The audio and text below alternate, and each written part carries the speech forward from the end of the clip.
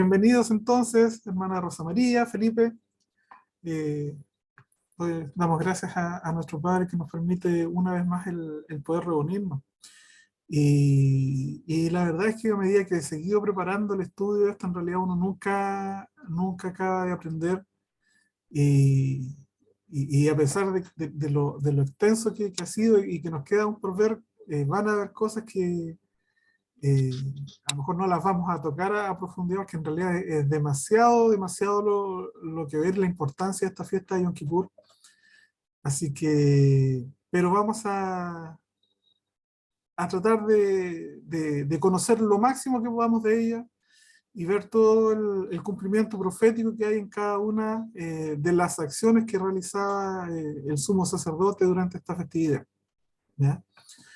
Así que antes de comenzar vamos a orar, vamos a rogar a nuestro Padre amado que Él nos guíe, que Él nos lleve a toda verdad, que sea Él quien nos confirme todas las cosas. No sé si alguno de ustedes tiene algún motivo en especial por el cual dar gracias, por el cual quiere que podamos orar en estos momentos antes de comenzar.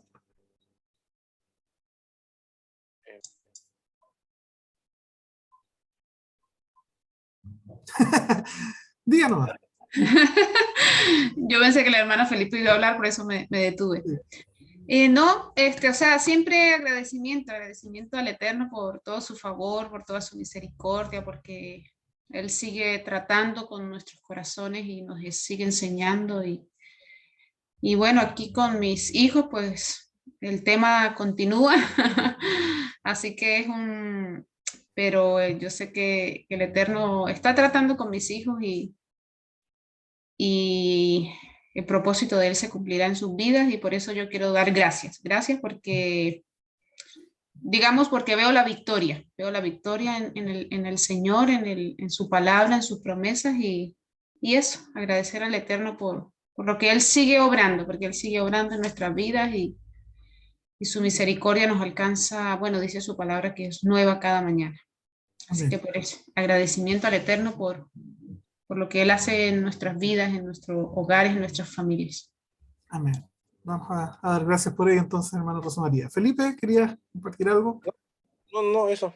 No, nada por ahora.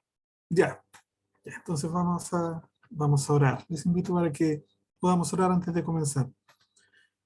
Padre Celestial, te bendecimos, Señor, en esta tarde. Reconocemos, Señor, que tú eres Dios sobre todas las cosas. Padre eterno, tú eres soberano. eh, Nada, Señor, escapa a tu control. Padre Celestial, tú eres el creador del universo, eres el creador y formador de nuestras vidas. Padre mío, ¿qué sería de nosotros, Señor, si no fuera por ti? En estos momentos, Señor, queremos darte las gracias. Señor, gracias por permitirnos disfrutar de un nuevo día de vida, eh, porque tú, oh Señor, permites que podamos nuevamente, oh Señor, abrir nuestros ojos, ponernos en pie. Padre eterno, tal vez a pesar de las adversidades que podamos estar viviendo, Señor, usted pone, oh Señor, en nuestros corazones el anhelo, el deseo, Señor, de poder buscarle, de poder, oh Señor, consagrar nuestras vidas, Señor, cada día a servirte, Señor, a amarte como solo tú lo mereces.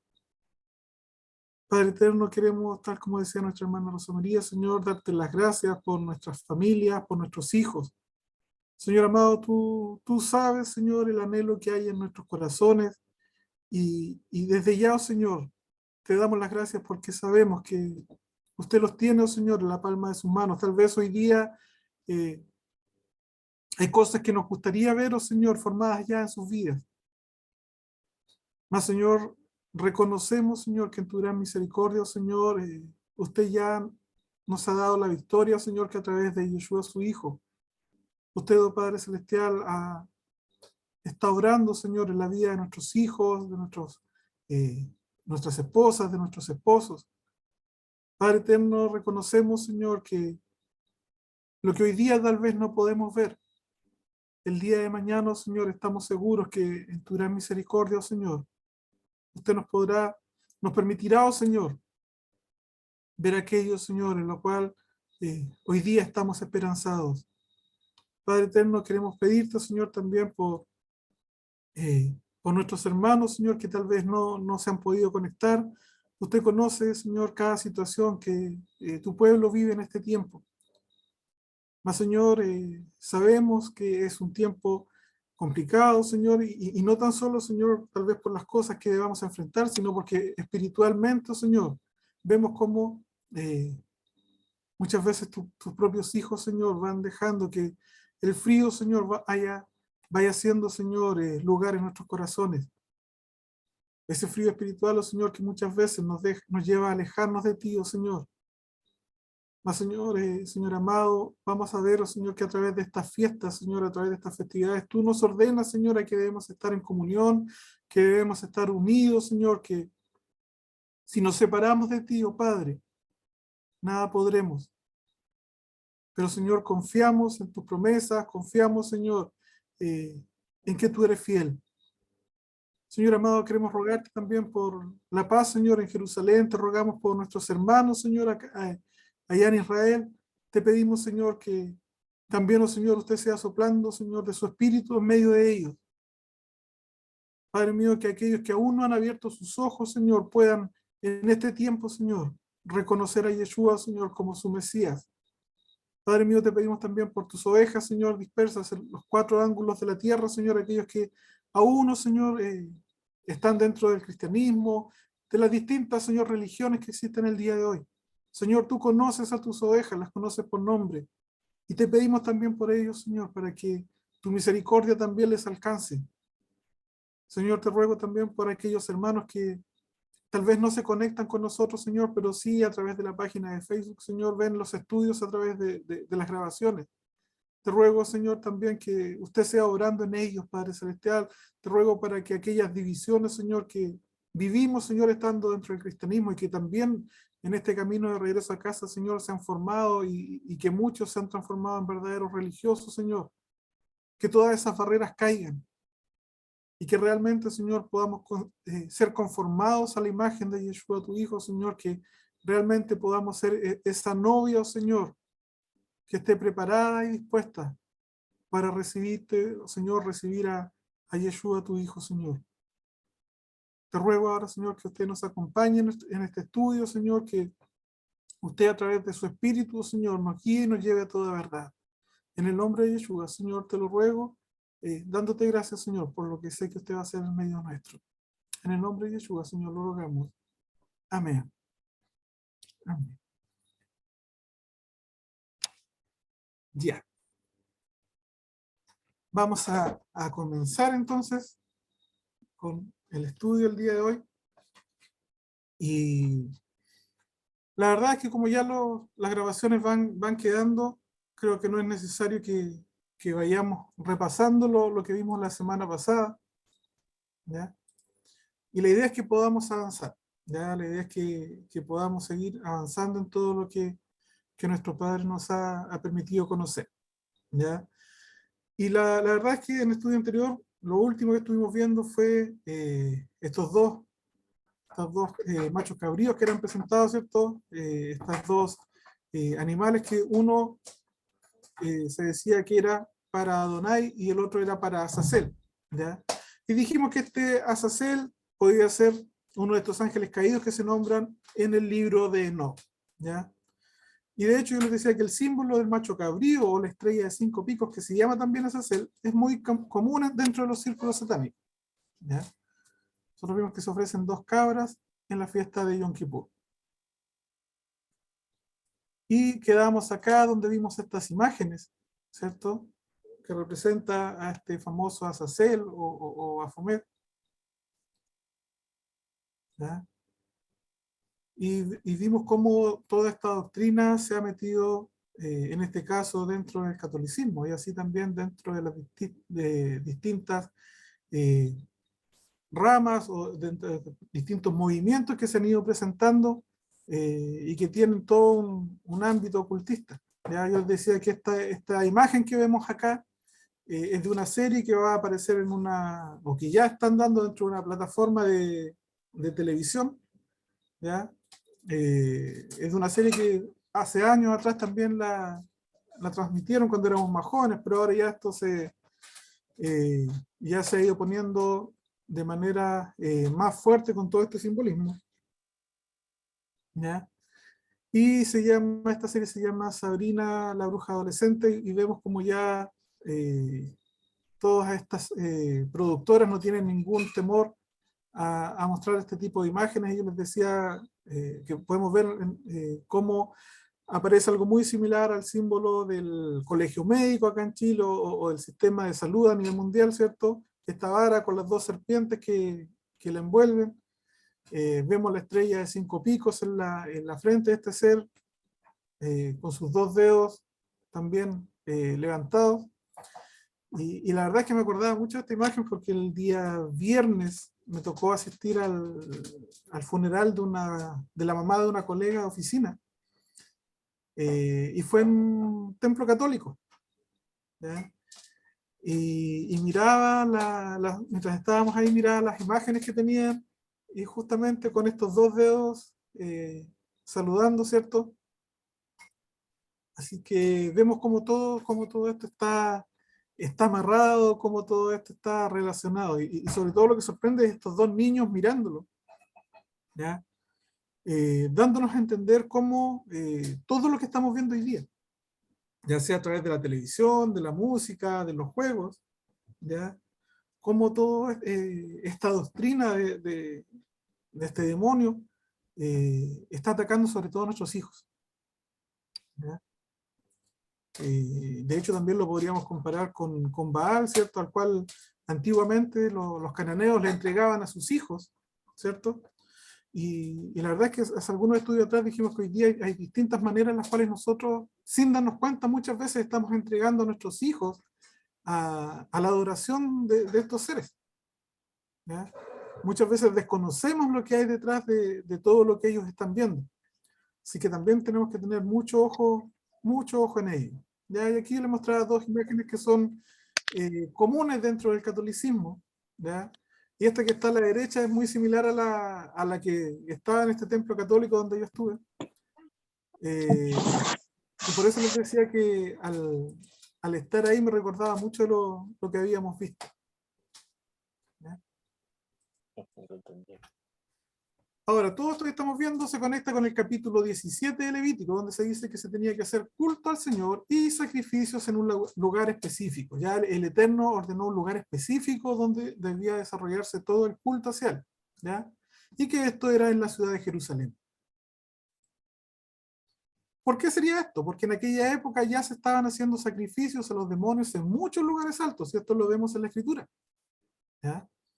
De hecho, vemos también cuando Yeshua, ¿cierto?, toma parte a algunos de sus discípulos, ¿cierto?, donde lo que se conoce como el monte de la transfiguración, ¿ya? Donde vemos que él su cuerpo, el cuerpo físico que ellos veían en ese momento, se transforma en un cuerpo espiritual, ¿ya? Y dice que la escritura que a su lado aparecieron Moisés y Elías. Dentro de lo que se dice es que esto donde él lo hizo fue en el Monte Hermón, ¿ya? Que es el mismo lugar donde estos ángeles que se describen en el libro de Enoc descienden a la tierra, hacen un juramento por destruir la creación del Eterno. Y Yeshua, ¿qué es lo que está haciendo así? Él está dando a entender a sus discípulos, ¿ya? A los que él llevó, de que él era el Hijo de Dios, de que él era el que tenía la potestad sobre toda la tierra, y que él era aquel que le venía a quitar la potestad a estos demonios que, debido al pecado de Adán, ¿cierto?, se le entregó, en cierta manera, el contrato de propiedad de la tierra se le entregó al enemigo, ¿ya? ¿Qué pasaba? Que entonces una posibilidad es que este macho cabrío se sacrificara por el pecado de Azazel, es decir, por el pecado de los ángeles caídos, y de aquellos que en su corrupción estaban rindiendo culto a los demonios. Esa es una de las posibilidades, ¿ya? Y de ahí esta sería una manera de expiar aún por la peor de las rebeliones y maldades que se conocen. Una tercera interpretación tendría que ver con el hecho de enviar lejos al desierto a este macho cabrío, ¿ya? ¿Cuál sería la idea? La idea sería que llega un momento en que estamos hartos de nuestros pecados en nuestra vida. Yo creo que todos llegó un momento en que nos hastiamos de nuestra forma de vivir, ¿ya? antes de dejar que Yeshua viniera a nuestra vida, antes de empezar a dejar de que Él transformara nuestro ser, yo creo que hubo un momento en nuestra vida en que dijimos, ya no más. O a lo mejor todavía estamos en ese proceso. ¿Ya? ¿Y qué es lo que se hacía? Entregar o poner todos nuestros pecados, todas nuestras rebeliones, ¿ya?, encima del animal para que se los lleve lejos. Eso es un simbolismo de esta cabra, ¿cierto?, sobre la cual se ponían las manos y era enviada al desierto. Representaba que todo ese pecado, todas esas rebeliones, ¿cierto?, eran puestas sobre este animal y él se los llevaba lejos.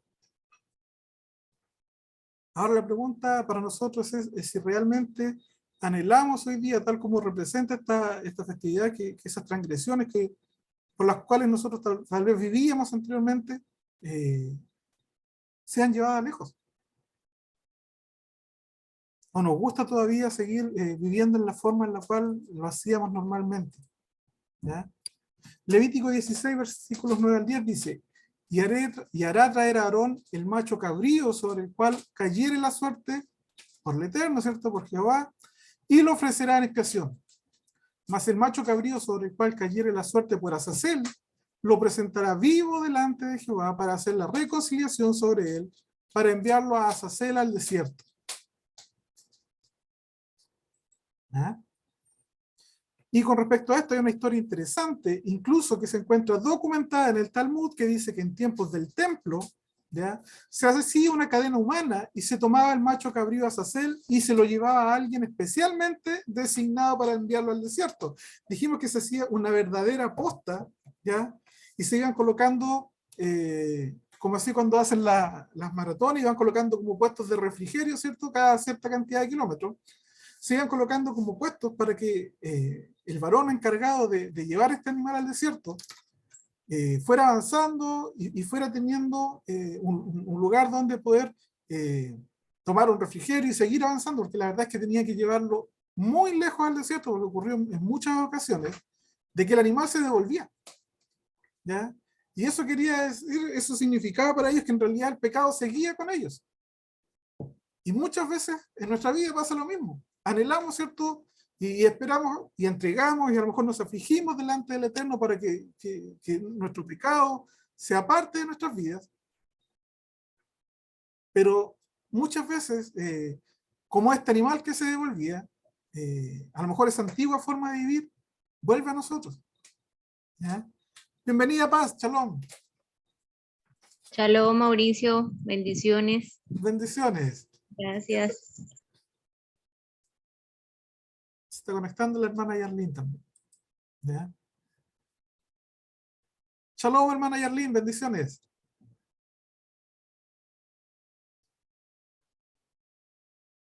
Apagó su micrófono. Ya. Entonces examinemos esto. Levítico 16:9 dice: y hará traer a Aarón el macho cabrío sobre el cual cayere la suerte por el Eterno, ¿cierto?, por Jehová, y lo ofrecerá en expiación. Mas el macho cabrío sobre el cual cayere la suerte por Azazel, lo presentará vivo delante del Eterno para hacer la reconciliación sobre él, para enviarlo a Azazel al desierto. Entonces tenemos que un macho cabrío es para expiación de la culpa y el otro para reconciliación con Dios. Fíjense. 2 puntos. Primero, expiar, ¿ya?, por la culpa, y el otro para reconciliarnos con el Eterno. Por la obra redentora, ¿cierto?, de Yeshua. Shalom, hermano Mauricio. Bendiciones, hermana Yarlín. Que esté muy bien. Entonces, vemos que por la obra redentora de Yeshua el Mesías tenemos la expiación, ¿ya?, el perdón de nuestros pecados. Él cumple, ¿ya?, la función de estos 2 machos. De una manera, por su obra redentora, ¿cierto?, por su sacrificio en la cruz, nuestros pecados son perdonados, ¿ya?, nuestras transgresiones a la Torá fueron perdonadas. Y a la vez, por este sacrificio, nosotros que habíamos sido apartados, a nosotros que se nos había dado carta de divorcio, somos reconciliados con el Eterno, somos reconciliados con el Padre. ¿Ya? Entonces vamos viendo que dentro de cada una de estas festividades hay un simbolismo. y es necesario que nosotros lo vayamos conociendo, que no es porque simplemente como nos enseñaron que son las fiestas de los judíos y que ya no tienen nada que ver con nosotros. Vamos a ver que dentro de todo esto hay un tremendo simbolismo profético. ¿Ya? Y dentro de eso hay una historia interesante, incluso documentada en el Talmud, que dice que en tiempos del templo se hacía ya eso lo vimos, entonces cuando este animal estaba en lo más lejano del desierto de Judea, se acercaba a un peñasco y lanzaban el animal, ya llegaban a un barranco y lo tiraban abajo. Ahora, cuando esto tenía lugar, el hombre daba la señal a la cadena de gente para indicar que ya había despeñado al macho cabrío. Por otro lado, a este animal que iba al desierto se le ponía un cordón de grana en los cuernos. ¿Ya? Y vamos a ver por qué. ¿Qué representa la grana? La grana era una tintura que se extraía de un gusano especial que se reproducía de la siguiente manera. ¿Cuántos conocen la historia de este gusano? O cómo se tinturaba del color grana en ese tiempo. Porque no existían las tinturas que tenemos nosotros hoy día. ¿Cierto? Entonces, para teñir de púrpura, de grana o de los distintos colores, se ocupaban distintas cosas, ya fueran este gusano que vamos a ver ahora, o ciertas plantas, para realizar este trabajo. ¿Qué es lo que hacía este gusano? ¿De qué manera generaba esta tinta de color grana? Fíjense lo simpático. Se pegaba al tronco de un árbol, ¿ya? Y empezaba a inflarse. Se inflaba, se inflaba, se inflaba. Hermano Mauricio, Diga, hermana Rosa María. las diapositivas no están pasando por si acaso. ¿No están pasando ya? No, está en la 107 y ahí está. Ya, vamos a colocarlo de nuevo. Yo pensaba que estaba pasando. No, la niña sí me había dicho, mamá, no están avanzando, pero... Ya. Déjenme.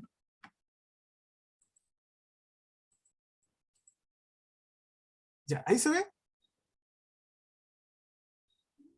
Ahora sí. ¿Ahora sí? Ya. Sí. Ya. Disculpe. Entonces les decía que la grana era una tintura que se extraía de un gusano especial que se reproducía de la siguiente manera. ¿Ya? Se pegaba al tronco de un árbol y comenzaba a inflarse, ¿ya? Hasta el punto de explotar, ¿ya? Y era en ese momento que de su cuerpo salía una tintura de color rojo escarlata, ¿ya? Esto era cuando la hembra de este gusano estaba por tener a sus bebés, ella se pegaba a este árbol y comenzaba a inflarse, ¿ya? Hasta el momento en que su cuerpo explotaba, salía esta mancha de color grana, como la sangre, y de esa sangre o tintura surgían sus criaturas. En esa mancha de sangre quedaban sus bebés, ¿ya? Y comenzaban a salir. Es decir, dentro de esta tinta había huevos con sus crías, ¿ya? Por eso en el Salmo 22 se habla del Mesías en estos términos. ¿Qué es lo que dice? Salmo 22:6 dice, mas yo soy gusano y no hombre, oprobio de los hombres y despreciado del pueblo. ¿Ya?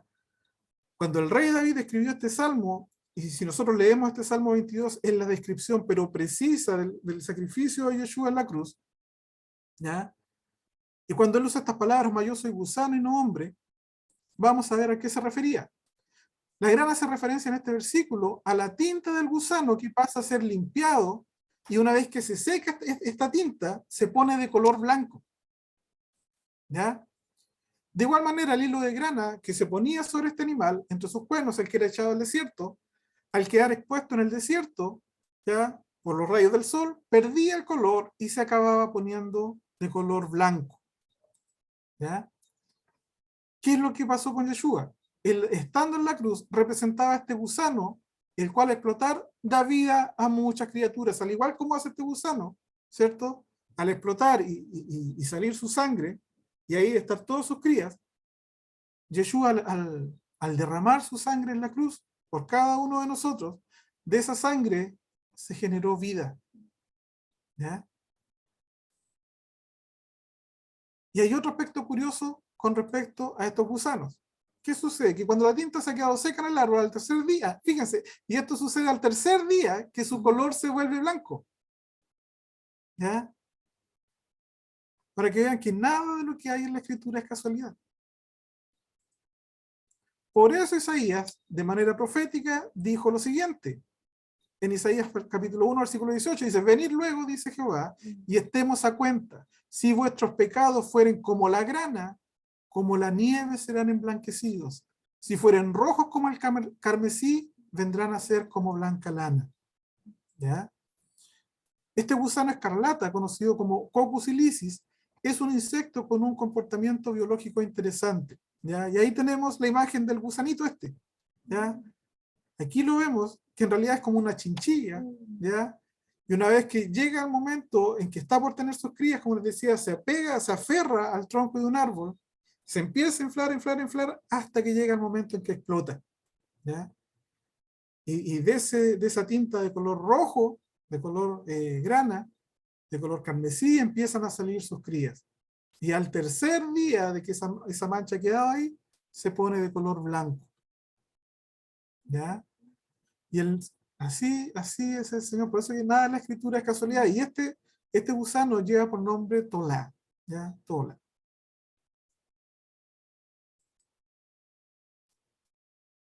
Entonces, como les decía, cuando la hembra es fecundada, se dirige a un tronco y se adhiere firmemente, adhiere su cuerpo al madero donde pone los huevos y comienza a secretar esta sustancia de color púrpura, carmesí o escarlata. ¿Ya?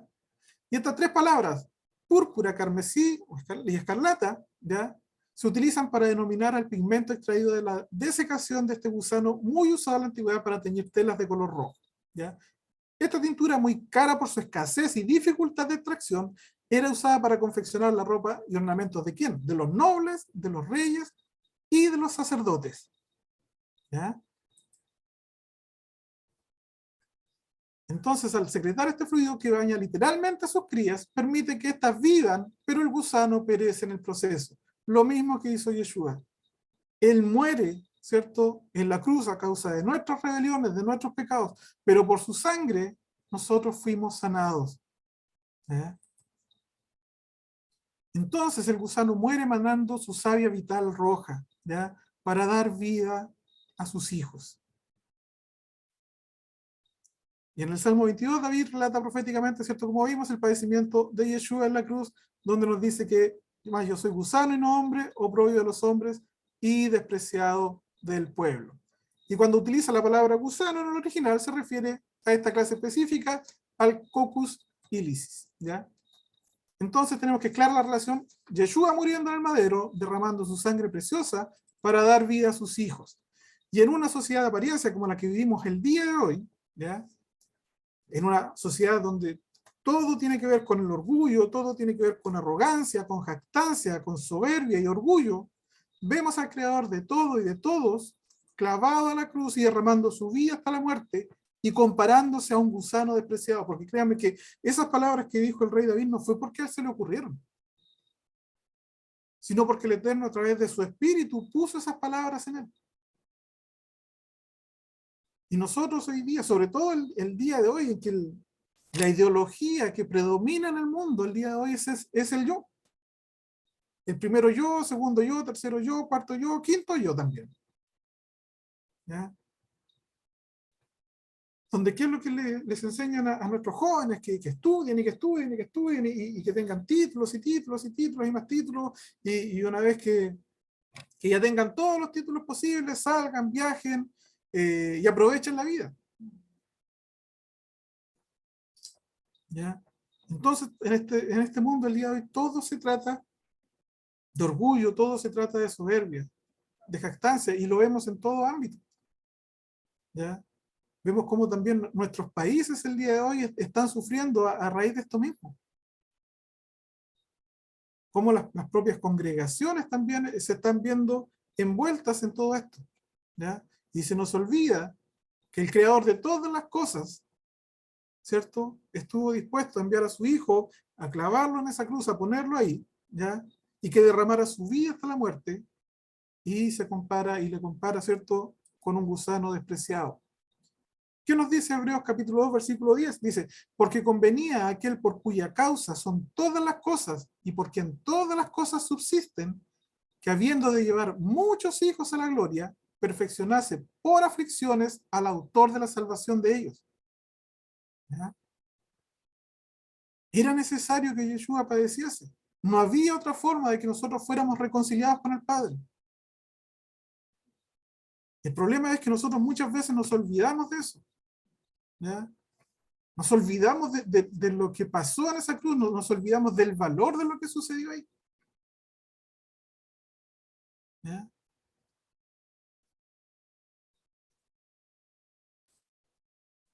Y es en esa cruz que fue de vergüenza y burla, porque nosotros sabemos que la cruz era una señal de vergüenza, una señal de humillación, ¿ya?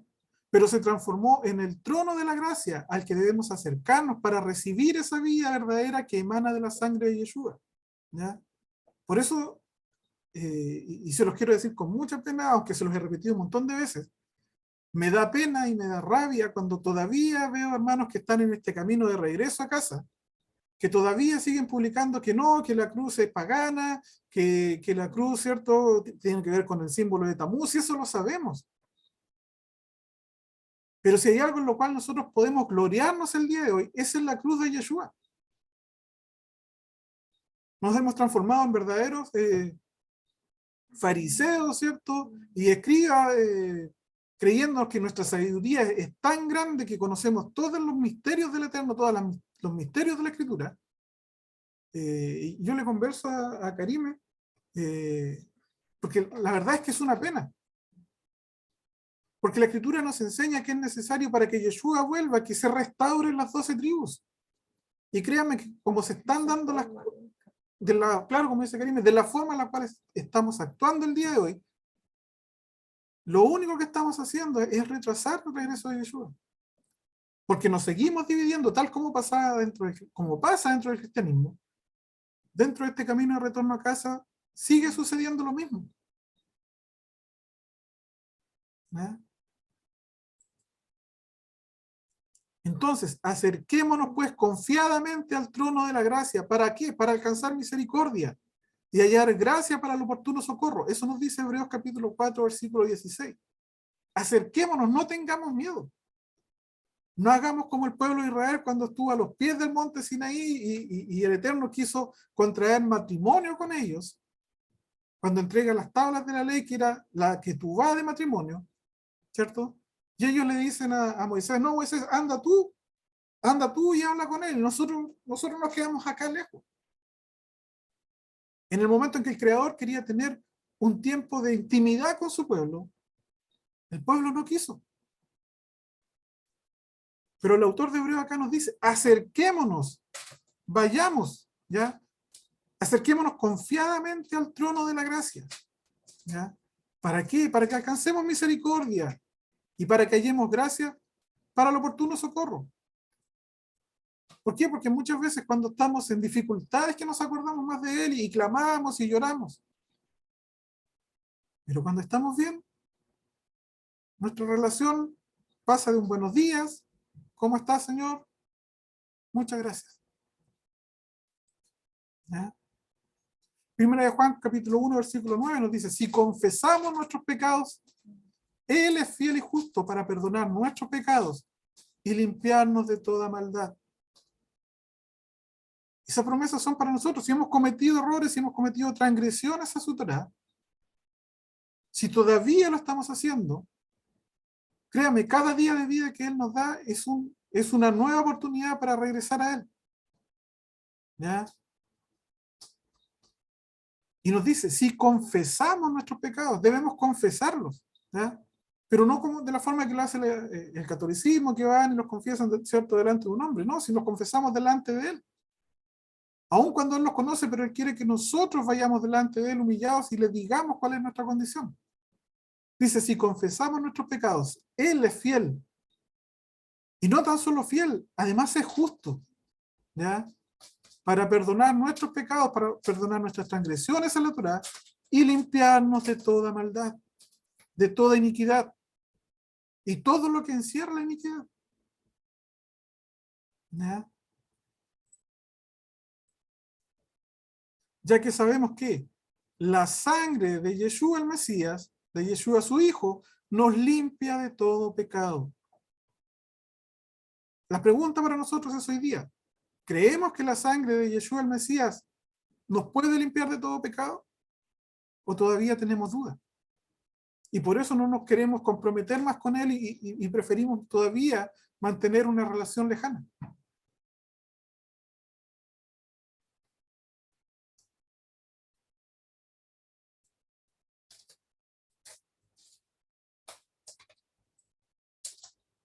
Entonces, si recibimos el sacrificio y el señorío de Yeshua en nuestras vidas, estaremos cubiertos por ese manto majestuoso púrpura de su sangre. ¿Ya? ¿Qué nos dice Apocalipsis 1:6? Y nos hizo reyes y sacerdotes para Dios su Padre. Y dijimos que este color púrpura, ¿cierto? Este color grana se ocupaba para hacer las vestiduras de los sacerdotes y de los reyes. Y cuando nosotros nos acercamos confiadamente a Él y Él nos cubre con su sangre, ¿ya? Apocalipsis 1:6 dice que nos hizo a cada uno de los que aquí estamos, nos hizo reyes y sacerdotes para Dios. Si tú todavía no sabes para qué fuiste llamado, por qué Yeshua te llamó por nombre, es para que tú seas un rey, para que tú seas un sacerdote. ¿Para quién? Para Dios. ¿Ya? Ese es el propósito por el cual estamos estudiando, por el cual nos estamos reuniendo cada día.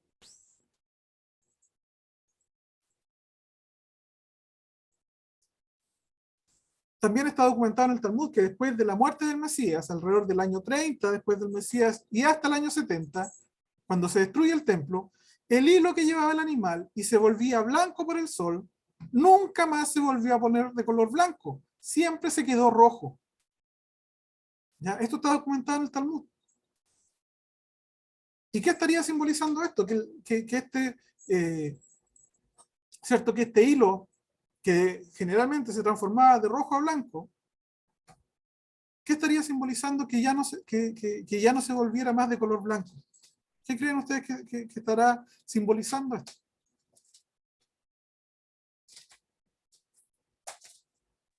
Que el sacrificio había cesado. Ya, sí. Tiene que ver otra cosa, sí. ¿Qué simbolizaba, primero que nada, enfoquemos, qué simbolizaba cuando el hilo de color grana se ponía de color blanco? Si estamos viendo que dice que si nuestros pecados fueran rojos como el carmesí, van a ser como blanca lana. Quiere decir, ¿cierto?, que eso que está en pecado, ¿cierto?, era limpiado. Y si el pecado, o lo que representaba este hilo de color grana, que tenía que ver con el pecado, no se transformaba de color blanco, no se ponía de color blanco con la luz del sol, significaba que efectivamente el sacrificio ya no estaba siendo aceptado. ¿Por qué? Porque la condición del pueblo en ese tiempo había empeorado. Aún cuando vieron todo lo que Yeshua hizo, y lo podemos ver en la propia escritura también, que muchos, en vez de entregar su vida a Él, muchos se endurecieron. Muchos empezaron a entrar, muchos empezaron a contaminar la verdadera doctrina que Yeshua vino a enseñar. ¿Ya? Entonces, de ahí que algunos opinen que desde esos años este sacrificio ya no era aceptado por el Eterno. ¿Ya? Muchos empezaron a decir que como ya el hilo no se transformaba de carmesí a blanco, estaban diciendo, lo que entendieron ellos es que este sacrificio ya no era aceptado por el Eterno. ¿Ya? Ahora, ¿por qué sería así? Pues porque este sacrificio de Azazel ya había cumplido, ¿ya? Había cumplido su objetivo y su tipología. Ya no era necesario. ¿Ya? ¿Por qué? Porque al haber venido el Mesías a la tierra, ya no era necesario hacer más este sacrificio. Pues Yeshua ya había cumplido en su cuerpo, cumplió con este sacrificio. ¿Ya? Él fue quien llevó nuestras rebeliones y nuestros pecados. ¿Ya?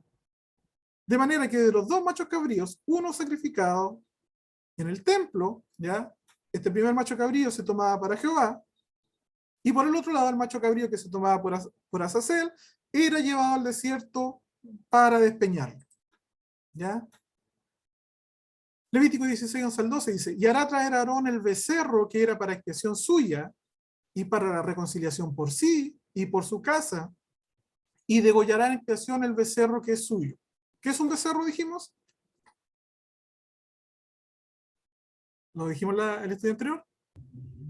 El hijo de la vaca. Ya, ¿cierto? Como un toro. como un toro, como le decimos acá en Chile, ¿ya? El hijo de la vaca.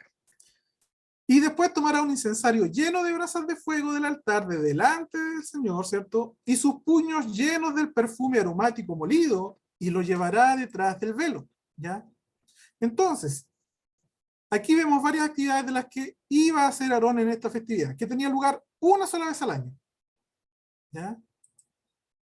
Entonces, recordemos que el sumo sacerdote, en este caso Aarón, solo podía entrar una vez al año para presentar este incienso en el lugar santísimo, ¿ya? Eso es lo que estableció el Eterno. Entonces, después de la reconciliación con el Eterno, entonces podrá ofrecer perfume aromático detrás del velo. Primero se hace la reconciliación, ¿ya? Y después Aarón podía entrar y ofrecer perfume aromático detrás del velo, es decir, en el lugar santísimo. ¿Y qué representa esto? Son las oraciones, alabanzas y la adoración que ofrecemos, lo vemos en la Escritura, ¿ya? El incienso representa nuestras oraciones, ¿ya? Que deberían ser de un olor grato delante del Eterno, ¿ya? Aquí vemos la imagen cómo Aarón entraba, ¿cierto? Con el incensario, lo ponía delante del arca, ¿ya? Y se suponía que ésta subiera un olor grato, ¿cierto? Que llegaría hasta donde estaba la presencia misma del Eterno, ahí entre las alas de los querubines, ¿cierto? Su Shekinah, ¿cierto? La presencia del Creador, y la idea era que este incienso presentara un aroma agradable delante de él. ¿Y qué es lo que nos dice Colosenses capítulo 1, versículo 20? Y por medio de él, ¿por medio de quién? De Jesucristo, de Yeshua el Mesías, reconciliar consigo todas las cosas, así las que están en la tierra, como las que están en los cielos, haciendo la paz mediante la sangre de su cruz. ¿Ya? Entonces aquí estamos viendo y entendiendo que todo este ritualismo, que para muchos dirán, no, si eso era antiguo, ya a nosotros no nos compete, vemos que todo esto era una sombra de lo que habría de venir, ¿ya? Entonces, por otro lado, recordemos lo que nos dice el libro de Apocalipsis. Apocalipsis 5:8 dice, y cuando hubo tomado el libro, los 4 seres vivientes y los 24 ancianos se postraron delante del Cordero. Todos tenían arpas y copas de oro llenos de incienso. Fíjense, los 24 ancianos, en esta visión que tiene el apóstol Juan, dice, todos tenían arpas y copas de oro llenas de incienso, que son ¿qué? Las oraciones de los santos. ¿Ya? Ahora, en este pasaje se nos recuerda que el incienso representa, ¿cierto?, las oraciones de los justos entre su pueblo. De manera que todos aquellos que han estado clamando en oración por perdón son representados por este incienso. Si tú hoy día o llevas tiempo clamando al Eterno, pidiéndole perdón, ¿ya? Presentando tu vida, reconociendo tus transgresiones, esas oraciones suben delante de Él como un olor agradable, ¿ya? Y eso es lo que representa este incienso. Levítico 16:13 dice, y pondrá el perfume sobre el fuego delante de Jehová, y la nube del perfume cubrirá el propiciatorio que está sobre el testimonio para que no muera. ¿Ya? Entonces debemos recordar que había una nube que estaba, ¿cierto?, entre los dos querubines, tal como se ve en la imagen que tengo de fondo, en los querubines que estaban sobre el propiciatorio, y el ver directamente esa nube de forma inapropiada podría producir la muerte. Vimos que el traje que llevaba el sacerdote, según la traducción, la tradición también se dice que cuando entraba el sumo sacerdote al lugar santísimo, ¿cierto?, se le ponía un cordelito con unas campanas, y que cuando estas campanas dejaban de sonar, eso representaba que había muerto. ¿Por qué? Porque su condición delante del Eterno no era la mejor, ¿ya? Y sobre todo, imagínense lo que sería estar delante de la presencia misma del Eterno, ¿ya? A quien no le podemos ocultar nada.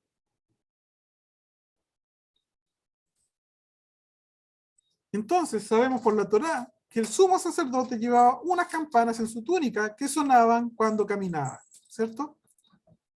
Pero si de repente dejaban de sonar, la gente que estaba esperando fuera del lugar santísimo sabía que el sumo sacerdote no había preparado correctamente este sacrificio y caía allí mismo muerto. Antes de realizar todo este sacrificio de Yom Kippur, el sacerdote se separaba por un tiempo y tenía que prepararse en todo lo que tenía que hacer, ¿ya? Y eso lo vamos a ver más adelante. Por otro lado, y según la tradición, también se dice que se le amarraba una cuerda al talón del sumo sacerdote para que en caso de haber caído fulminado, pudiera ser arrastrado hacia afuera. Imagínense lo que pasaría hoy día si estando en una congregación, por presentarnos, o tal vez, no sé, estar predicando, o estar dirigiendo alabanza, el Eterno nos fulminara ahí mismo donde estamos, y tuvieran que estarnos tirando con un cordelito para afuera, ¿cierto? Como, según la tradición, dice que sucedía en ese tiempo, ¿ya? Ahora, no sabemos si está documentado en algún lugar, si en algún momento murió algún sumo sacerdote, eso no se sabe, ¿ya? Además, había una cierta controversia con los saduceos, pues se consideraba que no guardaban correctamente la fiesta, ¿ya? Ahora, el hecho es que el sumo sacerdote que no obraba correctamente caía fulminado. Eso sí que era, ¿verdad? Eso se sabía, ¿ya? Pero no hay algo escrito que diga tal sacerdote o tal sumo sacerdote cayó fulminado porque no cumplió bien con su trabajo. Entonces, por esta razón, este ceremonial debía ser realizado con mucho cuidado y mucho temor. Fíjense, el trabajo del sumo sacerdote no era cualquier cosa. Y ahora la pregunta para nosotros es, ¿nos preparamos cuando tenemos que compartir la palabra? ¿Nos preparamos cuando a lo mejor se nos pide que tengamos que ministrar la alabanza? ¿O lo hacemos simplemente, total es para el Señor, así que el Señor sabe que lo hago con todo el corazón? Como muchas veces lo escuchamos, ¿ya? Otro aspecto significativo de este sacrificio es que, a diferencia de otros, en este caso el servicio era llevado única y exclusivamente por el sumo sacerdote. Aquí, ¿cierto? No entraba nadie más a actuar. Todo lo hacía el sumo sacerdote. Nadie más le podía ayudar ni entrar en el lugar santísimo con él, ¿ya? Y esto es una prefiguración de lo que haría el Mesías. Se presentaría solo y llevaría a cabo él solo la expiación por el pecado del pueblo. Aun cuando tuvo sus discípulos, ¿cierto? Pero en ese momento él quedó solo. Nadie más podía estar con él, nadie más podía decir, no te preocupes, Yeshua, yo te ayudo, yo voy contigo. Así como el sumo sacerdote tenía que realizar todos estos preparativos solo y todo este ceremonial solo, así también Yeshua, él tenía que llevar a cabo este sacrificio que él realizó, ¿cierto?, de su vida, hacerlo solo. Levítico 16, 14 al 19 dice, tomará luego de la sangre del becerro y la rociará con su dedo hacia el propiciatorio, al lado oriental, hacia el propiciatorio y esparcirá con su dedo 7 veces de aquella sangre. Después degollará el macho cabrío en expiación por el pecado del pueblo y llevará la sangre detrás del velo adentro y hará de la sangre como hizo con la sangre del becerro y la esparcirá sobre el propiciatorio y delante del propiciatorio. Así purificará el santuario a causa de las impurezas de los hijos de Israel, de sus rebeliones y de todos sus pecados. De la misma manera hará también el tabernáculo de reunión, el cual reside entre ellos en medio de sus impurezas. ¿Ya? Entonces, como sumo sacerdote, ofrece la sangre del becerro sacrificado para expiación de sus propios pecados y los de su familia. ¿Ya? Ningún hombre estará en el tabernáculo de reunión cuando él entre a hacer la expiación en el santuario, hasta que él salga y haya hecho la expiación por sí, por su casa y por toda la congregación de Israel. Y saldrá al altar que está delante de Jehová y lo expiará y tomará de la sangre del becerro y de la sangre del macho cabrío y la pondrá sobre los cuernos del altar alrededor. Y esparcirá sobre él de la sangre con su dedo 7 veces y lo limpiará y lo santificará de las inmundicias de los hijos de Israel. ¿Ya? Entonces ahí vemos una imagen, ¿cierto?, de todo lo que tenía que hacer el sumo sacerdote cuando entraba al lugar santísimo. Pero aquí hay un error porque él no, en esta imagen, porque él no entraba, ¿cierto?, con sus ropas reales. Vimos ya que cuando se hacía todo esto, él entraba simplemente con su vestidura de lino.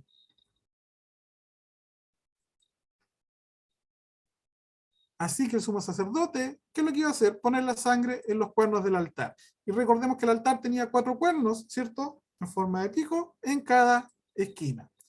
Una de las posibles interpretaciones era que podían representar los 4 puntos cardinales, ¿ya? Que la sangre del cordero iba a alcanzar a los 4 puntos cardinales de la tierra.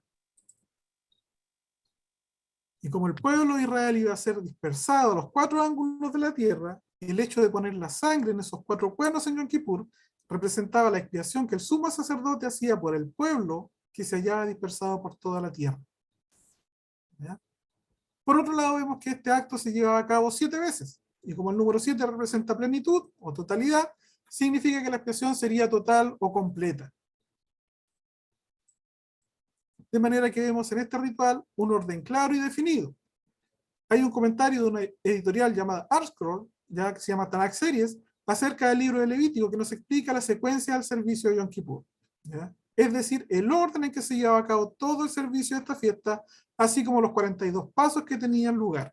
¿Ya? Si alguien quiere investigar esto, puede buscar, ¿cierto? O puede comprar este comentario a través de internet. Porque la verdad es que lo he tratado de bajar, pero no se puede. ¿Ya? Hay que comprarlo. Sí. Todos estos pasos se conocían como el culto. ¿Ya? Y a él hizo referencia el apóstol Pablo al escribir lo siguiente. En Romanos 9, versículos 3 al 4, dice, porque deseara yo mismo ser anatema, separado de Cristo, separado del Mashiach, por amor a mis hermanos, los que son mis parientes según la carne, que son israelitas, de los cuales son la adopción, la gloria, el pacto, la promulgación de la ley, el culto y las promesas. Entonces, cuando Pablo, en el libro de Romanos, en el capítulo 9, nos está hablando estas palabras, se estaba refiriendo a todo este proceso que se realizaba durante la fiesta de Yom Kippur. ¿Ya? Yo creo que a lo mejor muchas veces leímos este pasaje y nunca lo relacionamos. ¿Ya? Leíamos, de los israelitas, los cuales son la adopción, la gloria, el pacto, ya sí sabemos del pacto. La promulgación de la ley, sí, también conocemos. El culto. A lo mejor nunca relacionamos que esa frase, el culto, tenía relación, ¿cierto?, con todo lo que se llevaba a cabo durante la fiesta de Yom Kippur. Y las promesas. ¿Ya? En otras palabras, al decir que a los judíos se les dio el culto, se da a entender que a ellos se les dio la forma de aproximarse correctamente a un Dios santo y justo por medio de la liturgia y el ritual del templo. ¿Ya? Ahora lo dice claramente, ¿en qué nos aventaja el ser judío? Mucho. Porque a ellos se les entregaron las promesas, ¿cierto? A ellos se les entregó la Torá, ¿cierto? ¿Y por qué? Porque dice la Escritura que la salvación viene de los judíos.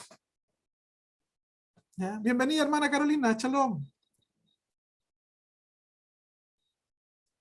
Shalom, hermano, vengo manejando. No se preocupe, escúchenos más entonces. Me conecté al tiro para no perderme. Tenía una visita, así que ahora voy camino a mi departamento y dije voy a conectarme al tiro. Ya, bendiciones, Gracias. que llegue bien, cuídese. Gracias. ¿Ya? Entonces es al pueblo judío que se le dio toda la forma de adoración y toda la liturgia y el ritual en el templo. ¿Ya? Y nosotros muchas veces nos acercamos a Dios de cualquier manera, como a nosotros se nos ocurre. ¿Ya? Ahora, el entender todo ese culto y ritual nos da una riqueza mucho más grande para comprender la manera cómo el Eterno trae la reconciliación. ¿Ya? Y sobre todo ver cómo el espíritu de la Torá es apuntar al Mesías. El propósito de la Torá es llevarnos al Mesías. ¿Ya? Y llevarnos a Yeshua de una manera más enriquecedora. ¿Por qué? Porque nos muestra la verdadera forma de acercarnos, la forma en la cual a Él le agrada. Si nosotros pudiéramos entender a cabalidad todo este sistema sacerdotal, todo lo que involucra el tabernáculo, todo lo que involucra el templo, ¿ya? Que aún su construcción tiene todo un sistema en la relación con el Mesías. ¿Por qué? A medida que los sacerdotes comenzaban a subir estos peldaños para entrar al lugar santo, ¿ya? Yo no sé si ustedes sabían, pero a medida que ellos iban subiendo, los peldaños se hacían cada vez más altos. ¿Ya? ¿Por qué? Porque hay un tremendo simbolismo en ello. ¿Ya? De nuestra forma de acercarnos a Él.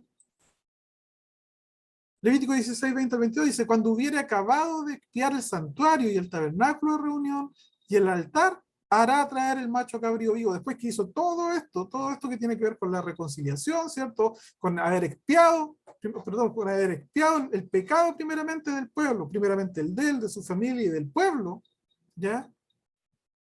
y del santuario y del tabernáculo de reunión y el altar, recién ahí hacía traer el macho cabrío vivo, ¿ya?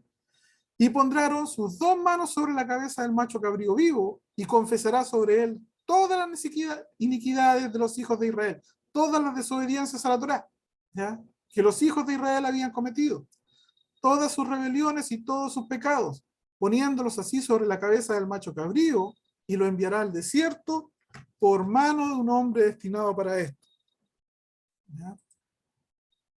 Y aquel macho cabrío llevará sobre sí todas las iniquidades de ellos a tierra inhabitada, y dejará ir al macho cabrío por el desierto. Entonces, ¿qué es lo que sucedía? Que al imponer manos sobre la cabeza del macho cabrío, ahora este representa al pueblo con toda la culpabilidad. Este animal en ese momento estaba llevando sobre sí todo el pecado del pueblo, ¿ya? Y el pueblo expresa su aflicción en arrepentimiento. Ahora la cosa es, volvemos a lo mismo.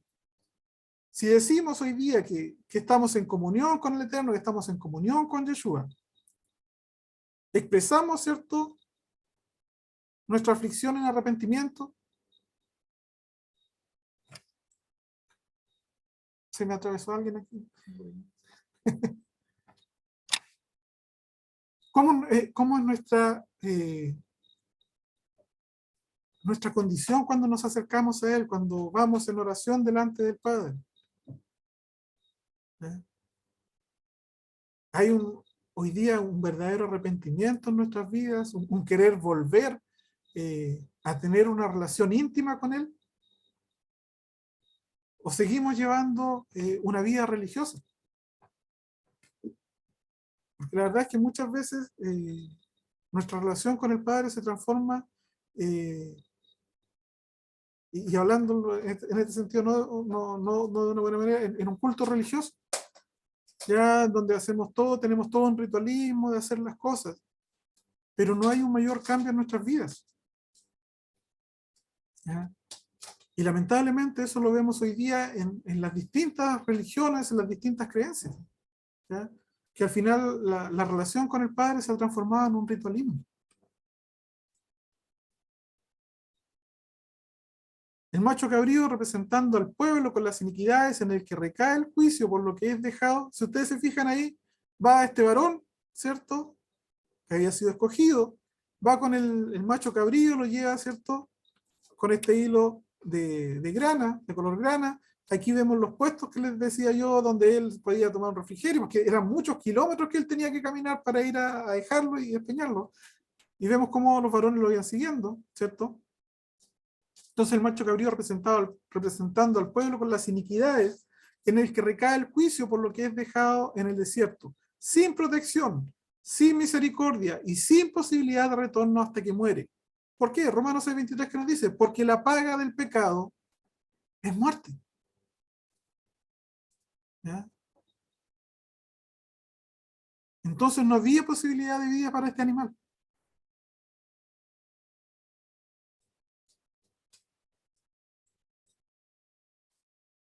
Entonces este pasaje además nos muestra algo muy interesante, pues según algunos, no hay en la Torá expiación para un pecado pechá, es decir, un pecado deliberado por terquedad y necedad.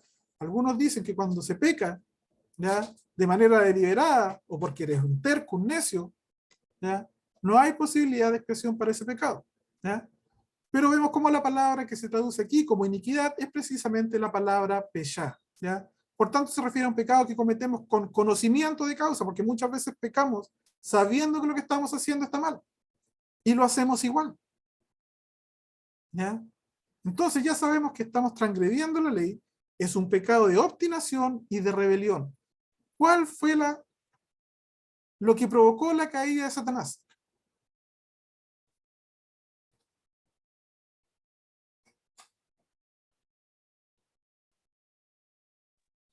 El pecado de rebelión. El pecado de rebelión, ¿cierto? El orgullo, ¿ya? El orgullo trae como consecuencia en nuestras vidas que nos rebelamos y creemos que nosotros podemos hacer las cosas mejor que el otro, ¿ya? Entonces, cuando nosotros pecamos deliberadamente, ¿ya?, esto es un pecado de obstinación y de rebelión contra el Eterno. Cuando sabemos que nuestra vida no está alineada con Él y seguimos viviendo igual y pensamos que igual Él nos va a bendecir, estamos cometiendo un pecado de rebelión. ¿Ya? Y no podemos esperar que Él nos bendiga. Nuestro pecado y nuestra obstinación va a tener una consecuencia.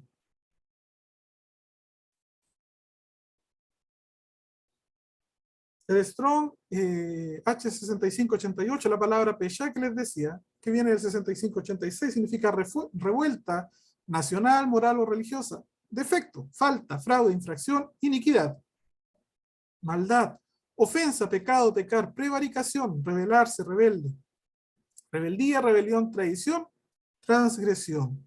¿Ya? Entonces, la palabra ahí que está como iniquidad es la palabra Pesha en este caso, que significa rebeldía, una rebelión. ¿Ya? El pecar de manera voluntaria, si le podemos decir así, por obstinación.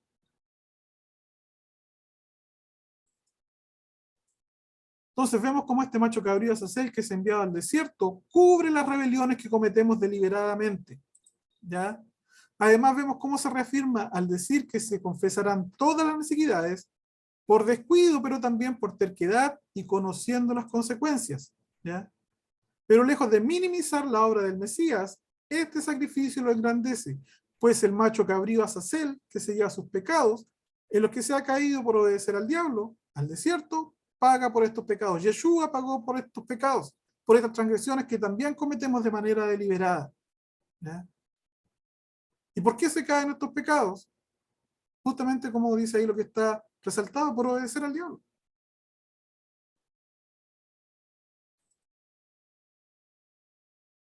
Entonces esto es un símbolo de lo que pasaría con Yeshua.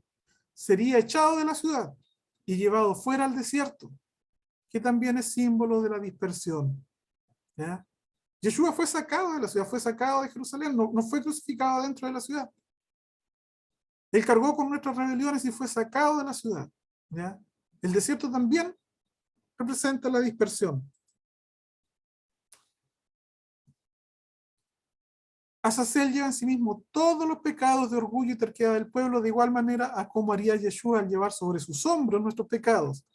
Él se hizo humilde para llevar todas las transgresiones producto de nuestro orgullo. ¿Ya? Y lamentablemente yo creo que todos nosotros con algo que luchamos hasta el día de hoy es con el orgullo.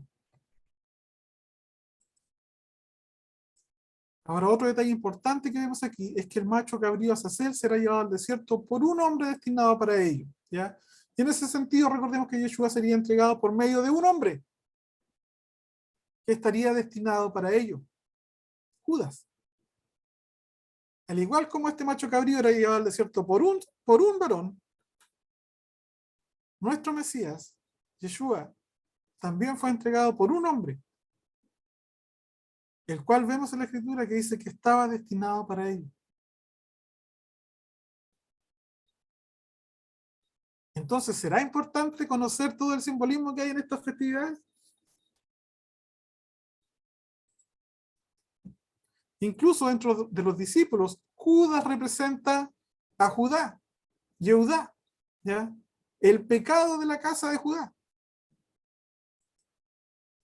El pecado por el que entregan a Yeshua a los gentiles fue la ambición y el orgullo, del que ya nos estaban advirtiendo los profetas. ¿Ya? Si los líderes religiosos, ¿por qué entregaron a Yeshua? No fue porque les estuviera haciendo problemas en el ámbito espiritual. Fue por un problema económico, por ambición. Porque ya la gente no estaba llevando las ofrendas al templo. ¿Ya? Se las entregaban a los discípulos para la mantención del ministerio de Yeshua. Si ya imagínense, habían tantas sectas dentro del judaísmo que apareciera una secta más, a ellos les daba lo mismo. Pero el problema era un tema de monetario. Como siempre ha sucedido en la religión. El problema era un problema monetario y un problema de orgullo, porque ellos decían, pero ¿cómo si nosotros somos los líderes religiosos y todo el pueblo está yendo a buscar a este hombre? y buscan que él les enseñe la Torá, y empezaron a seguir a Yeshua, y empezaron a seguir sus enseñanzas y las enseñanzas de los discípulos. Entonces, ese fue el problema que Yeshua tuvo que enfrentar, ¿ya? Luchar contra la ambición y el orgullo de los líderes religiosos de ese tiempo. Ahora, no olvidemos que Yeshua se dejó entregar, ¿cierto? Él se entregó.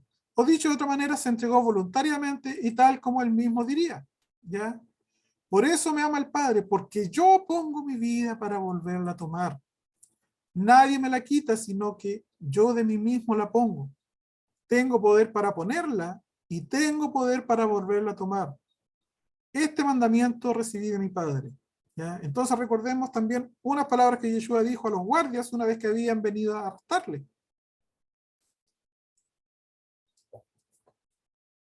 Judas, pues, tomando una compañía de soldados y alguaciles, de los principales, esto es Juan capítulo 18, versículos 3 al 9, Judas, pues, tomando una compañía de soldados y alguaciles, de los principales sacerdotes y de los fariseos, fue allí con linternas y antorchas y con armas.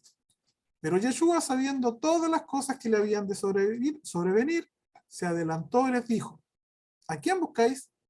Le respondieron: a Yeshua Nazareno. Yeshua les dijo: yo soy. Y estaba también con ellos Judas, el que le entregaba. Cuando les dijo: yo soy, retrocedieron y cayeron a tierra. ¿Por qué creen ustedes que cuando él les dijo yo soy, retrocedieron? Dice que retrocedieron y se fueron para atrás y cayeron a tierra. ¿Qué habrán entendido ellos cuando él les dice yo soy? No fue que simplemente les dijo: no, yo soy Yeshua, así que toma, llévame.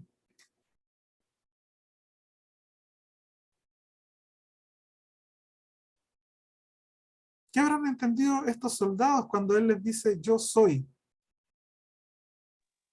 Entendieron que él era el Mesías. ¿Cierto? Y era el poder también que salía de él. ¿Cierto? ¿Y quién fue el que dijo yo soy el que soy? Jehová en el desierto a Moisés.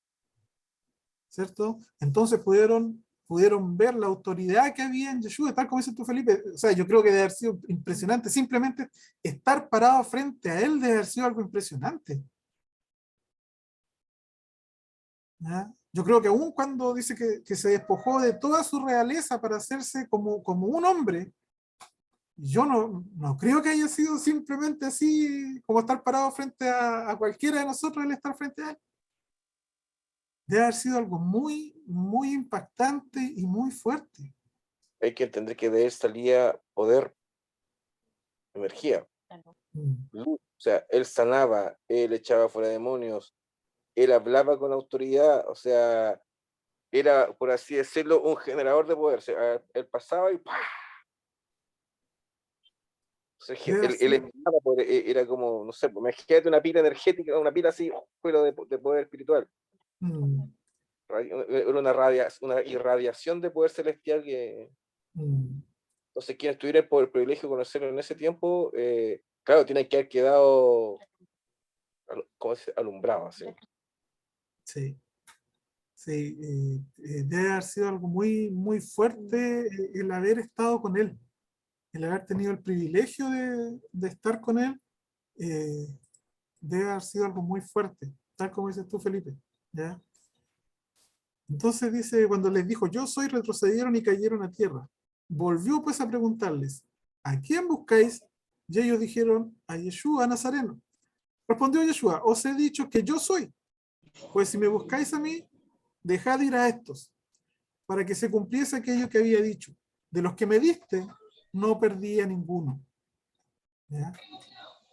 Entonces, ¿cuándo hemos visto que un preso de órdenes a aquellos que le vienen a arrestar? Porque él les dijo: dejen a estos libres. Si nosotros vemos cuando arrestan a alguien, por ejemplo acá en Chile, ¿ustedes creen que un preso le va a decir a un carabinero, a un gendarme: ya deja pasar a mi familia, o no me hagas nada, déjame suelto? No, y ellos le obedecieron. ¿Ya? En ese caso vemos claramente cómo Yeshua ordena a los soldados y alguaciles que dejen ir a los discípulos. ¿Ya? Este detalle nos muestra hasta qué punto el Mesías, justamente lo que decías tú, Felipe, tuvo control en todo momento de lo que pasaba, incluso cuando le iban a arrestar. ¿Ya? Yo creo que fue tal la autoridad que estos hombres vieron en él que se fueron hacia atrás y cayeron. Y reconocieron el poder que había en él. Por eso que cuando les dice, déjenlos ir, a estos déjenlos ir, ellos obedecieron y no les hicieron nada. ¿Ya? Yeshua era muy consciente de que debía llevar ese servicio. ¿Ya? Él tenía que realizar ese sacrificio totalmente solo. ¿Ya? Eso él lo tenía muy claro. Y nadie le podía acompañar. Que en ese momento era necesario que él estuviera solo. ¿Ya? Y es por ello que en Getsemaní estuvo orando a tal nivel que su sudor era como gotas de sangre. ¿Ya? Lucas 22, de 43 al 44, dice, y se le apareció un ángel del cielo para fortalecerle. ¿Ya? Y estando en agonía, oraba más intensamente y era su sudor como grandes gotas de sangre que caían hasta la tierra. Fue tal punto el estrés que había sobre él en ese momento, porque él sabía lo que se le venía. ¿Ya? Él sabía lo que iba a tener que padecer. Y su estrés fue tan grande que se le reventaron los vasos capilares y por eso es que su sangre se empezó a mezclar con su sudor y eso fue lo que empezó a salir de su cuerpo. ¿Ya? Y fíjense, y a tal punto de haber sido que dice que se le apareció un ángel del cielo para fortalecerle.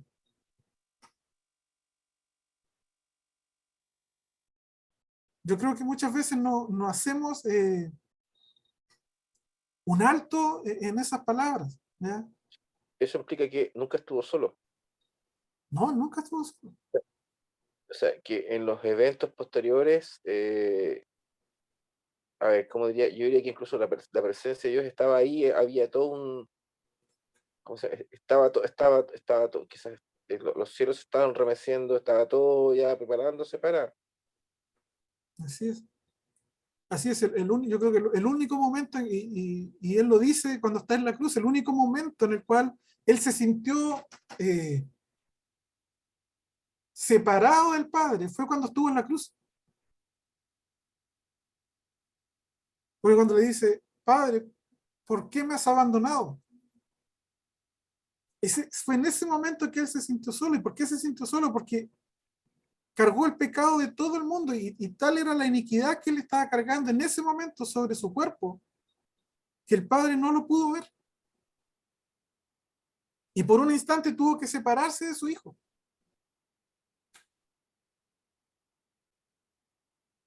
Y él se sintió solo.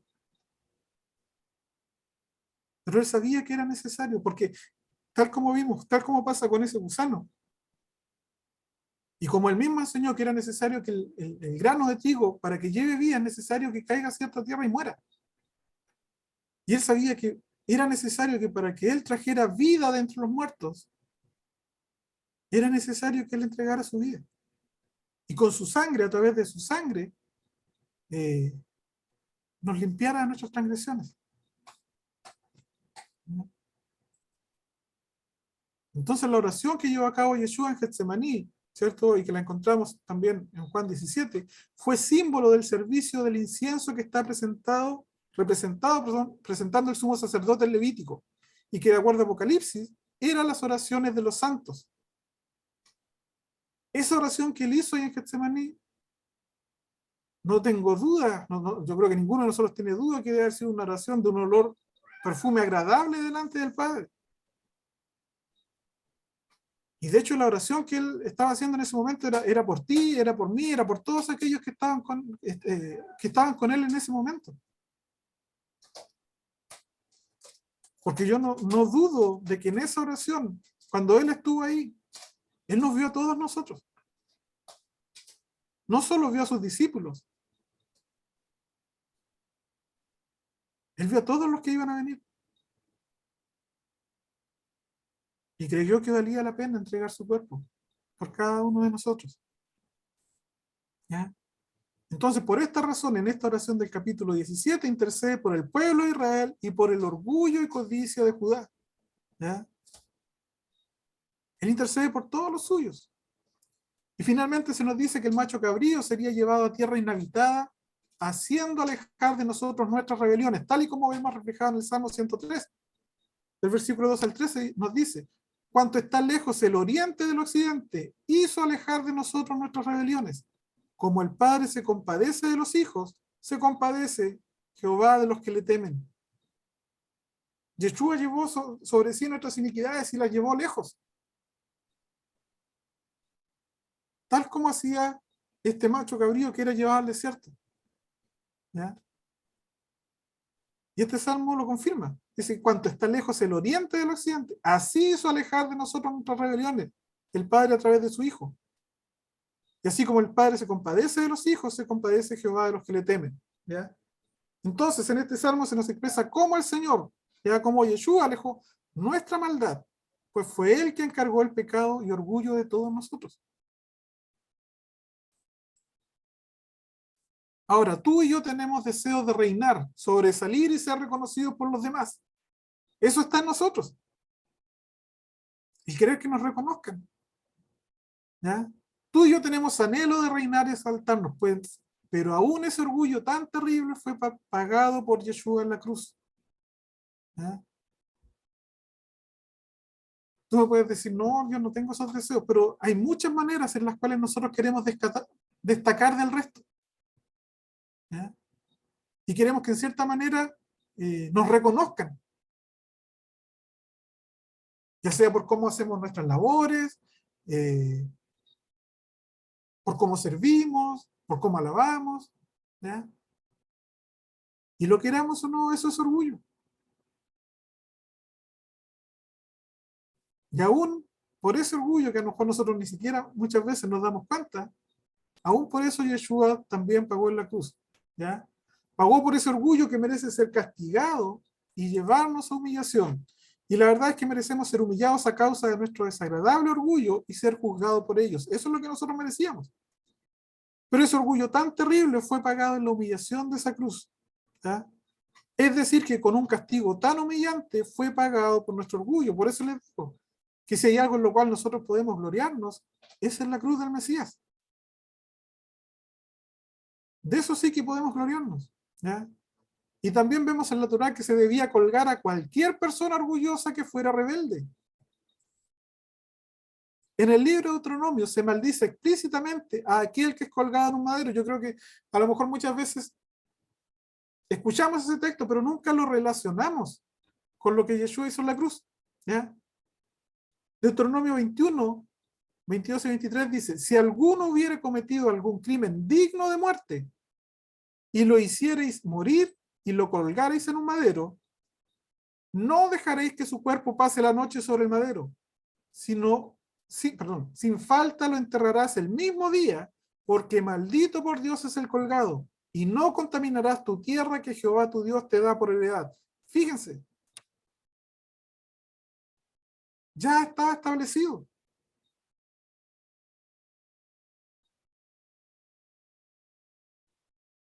Si alguno hubiera cometido algún crimen digno de muerte y lo hicierais morir y lo colgarais en un madero, o sea, ya existía el poner a gente en un madero por un crimen digno de muerte. Ahora la pregunta es: ¿Yeshua había cometido algún crimen digno de muerte? No. Dice: no dejaréis que su cuerpo pase la noche sobre el madero. Por eso lo bajaron rápidamente. ¿Ya? Sin falta lo enterrarás el mismo día, porque maldito por Dios es el colgado. Y no contaminarás tu tierra que Jehová tu Dios te da por heredad. ¿Ya? Ahora, ¿por qué era maldito el que era colgado? ¿Cuál era la razón por la cual cae esta maldición sobre él? Porque este castigo recaía sobre el rebelde y el orgulloso. ¿Ya? Y se le colgaba en primer lugar para que todo el mundo lo viera. Fíjense. Era una manera de humillarlo. De echar por tierra todo ese orgullo, toda esa rebeldía. ¿Ya? Esa era la razón por la cual un hombre era colgado en un madero. ¿Ya? Y en segundo lugar, se le colgaba para que ni la tierra le acogiere. ¿Por qué? Pues si el orgulloso entraba en contacto con la tierra, la contaminaba. Esa era la razón por la cual se decía que un hombre que era puesto en un madero era maldito. ¿Ya? Porque los que eran puestos ahí era tal su perversidad que se temía que con su maldad contaminaran la tierra. Fíjense todo lo que Yeshua, todo lo que representa el sacrificio de Yeshua en la cruz, todo lo que encierra el hecho de que él haya sido puesto en ese madero. Todo lo que nos correspondía a nosotros. Ahora tenemos un ejemplo de un orgulloso que murió colgado en un árbol de manera humillante, en el hijo del rey David llamado Absalón. ¿Ya? Segunda de Samuel, capítulo 18, versículo 9 nos dice, y se encontró Absalón con los siervos de David, e iba Absalón sobre un mulo, y el mulo entró por debajo de las ramas espesas de una gran encina, y se le enredó la cabeza en la encina, y Absalón quedó suspendido entre el cielo y la tierra, y el mulo en que iba pasó delante. ¿Ya? Absalón quedó colgado de su pelo, y sabemos que tenía una gran cabellera, es decir, que la cabeza y su melena eran el principal símbolo de su orgullo y vanidad. ¿Ya? Y precisamente de ahí fue de donde quedó colgado. Este es el mismo tipo de pecado que cometió Satanás, pues su vanidad le llevó a ser expulsado del paraíso. Aquí vemos una imagen, ¿cierto?, del hijo del rey David, Absalón, cuando por ir huyendo quedó enredado por el pelo, ¿cierto?, en esta encina, y cuando lo encontraron ahí lo atravesaron con una lanza. Y conocemos la historia de Absalón, un hombre orgulloso, un hombre arrogante, que se levantó contra su propio padre.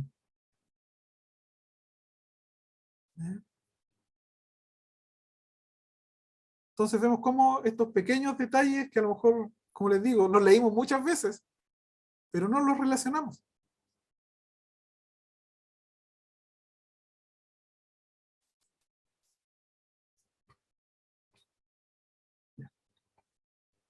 Levítico 16 del 23 al 26 dice, después vendrá Aarón al tabernáculo de reunión y se quitará las vestiduras de lino que había vestido para entrar en el santuario y las pondrá allí. Lavará luego su cuerpo con agua en el lugar del santuario y después de ponerse sus vestidos saldrá. Y hará su holocausto y el holocausto del pueblo y hará la expiación por sí y por el pueblo y quemará en el altar la grosura del sacrificio por el pecado. El que hubiera llevado el macho cabrío a Azazel, lavará sus vestidos, lavará también con agua su cuerpo, y después entrará en el campamento. Fíjense, el hombre que había llevado, ¿cierto?, este macho cabrío al desierto, no podía llegar y volver. ¿Ya? Dice que primero lavará sus vestidos, lavará también con agua su cuerpo, y después recién podía entrar nuevamente al campamento. ¿Ya? ¿Qué nos muestra este pasaje? Nos muestra una buena noticia para nosotros, que no es otra que ver cómo aún con el hombre que haya sido destinado a entregar al macho cabrío, el Señor le dará nuevos vestidos de justicia, ¿ya? Y le dejará entrar de nuevo en el campamento, o sea, entre el cuerpo, perdón, entre el pueblo. ¿Ya? Según el comentario Arskroll, el animal que se llevaba al desierto, a Azazel, era tan impuro que la persona que lo llevaba quedaba igualmente totalmente impura por el simple hecho de haber tocado el animal. ¿Ya? Pero es impresionante ver cómo una vez lavado, esta persona podía entrar de nuevo al campamento. Ahora, ¿qué es lo único que nos puede lavar y quitar el orgullo? ¿Qué es lo único que nos puede hacer limpios para volver a entrar al campamento?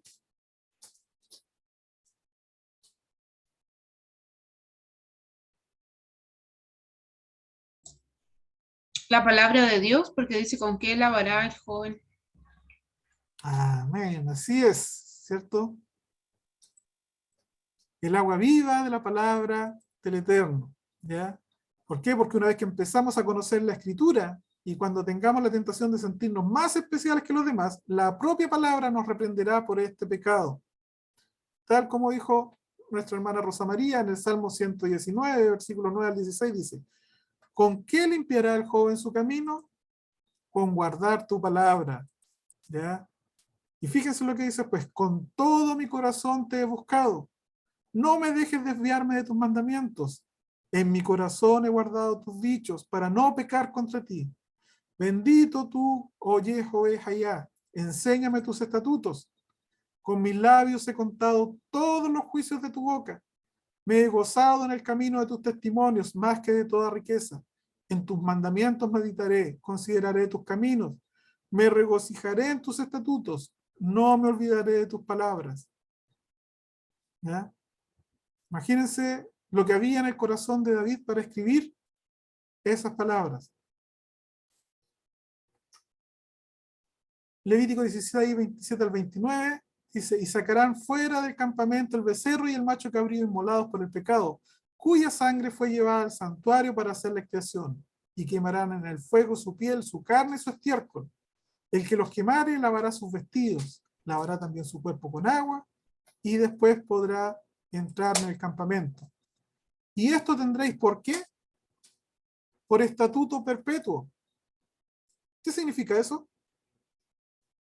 Para siempre, ¿cierto? Como dice Karim acá. En el mes séptimo, a los 10 días del mes, ¿qué haréis? Afligiréis vuestras almas, y ninguna obra haréis, ni al natural, ni al extranjero que mora en nosotros. Entonces, ¿debemos celebrar la fiesta de Yom Kippur nosotros el día de hoy? ¿Y qué debemos hacer? ¿De qué manera debemos guardarla o celebrarla?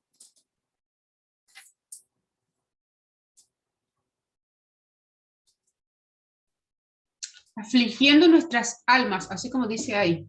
Afligiendo nuestras almas, ¿cierto? Dice, y ninguna obra haréis, o sea, es un Shabbat, es un día de reposo. ¿Es solamente para el pueblo judío? No, ¿Qué dice ahí? ni el natural ni el extranjero que mora Que entre mora entre vosotros. vosotros, ¿cierto? Entonces, es un estatuto perpetuo. Entonces, lo que vemos acá es un sacrificio, un holocausto por el pecado, es decir, todo es consumido por el fuego y se realiza fuera del campamento, porque el Mesías, el Señor Yeshua, entregó toda su vida con la muerte de cruz por el pecado del pueblo y lo hizo fuera de los muros de Jerusalén en el monte Calvario. ¿Ya? En los versículos que vimos anteriormente, la parte práctica de realización de esta ceremonia. ¿Ya? Vemos en primer lugar que independiente que haya o no templo en Jerusalén, el día de hoy se deberá celebrar esta fiesta de Yom Kippur.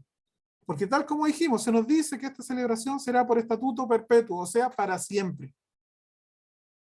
Se nos dice además que debemos afligir nuestras almas. ¿Ya? Y la palabra que se traduce como afligir en el original tiene la connotación de afligir nuestro cuerpo.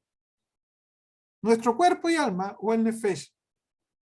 Ahora, ¿de qué manera hacemos esto? El afligir nuestro cuerpo y nuestra alma tiene que ver con ¿qué? Con el ayuno y con el abstenerse de cualquier actividad placentera. ¿Ya? Entonces, durante la fiesta de Yom Kippur, además de afligir nuestra alma a través del arrepentimiento, ¿ya? También hay una aflicción de nuestro cuerpo por medio de ayuno. Y con el abstenerse de cualquier actividad placentera. Es decir, si ustedes lo quieren ver así, una de las cosas que no se podría hacer durante ese día es tener relaciones íntimas con nuestro esposo o nuestra esposa. ¿Ya? Porque es un tiempo de aflicción.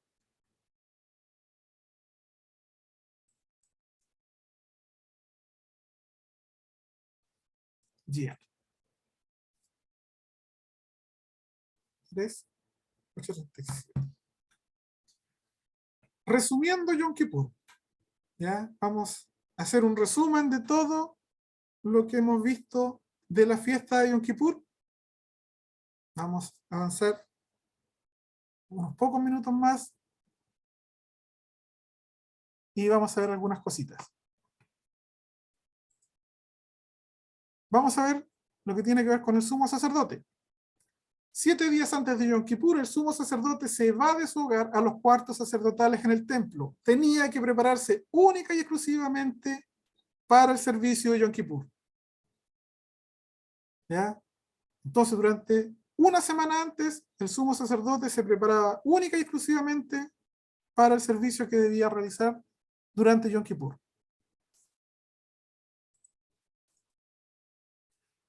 Solamente él puede realizar las ceremonias más santas durante la fiesta, ofreciendo los sacrificios diarios, esparcir la sangre, encender el incienso y enciende la menorá.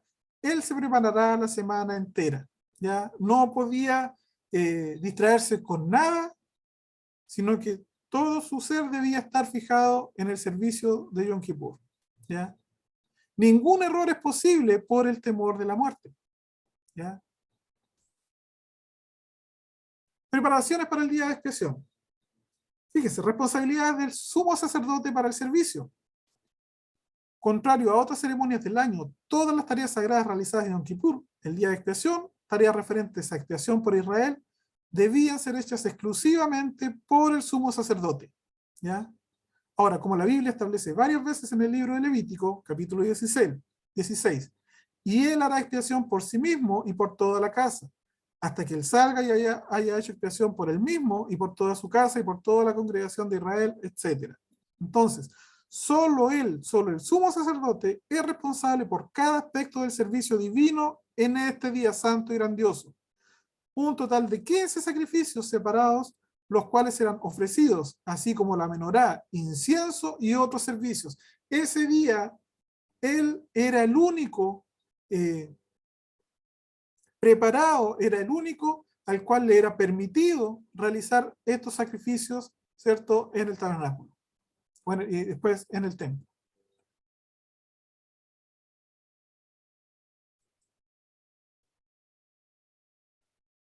El Cohen Agadol o el sumo sacerdote en este día entrará al lugar santísimo ante la presencia del Eterno para limpiar el templo, las personas y el sacerdocio de Israel por un año entero por medio de sacrificios de sangre.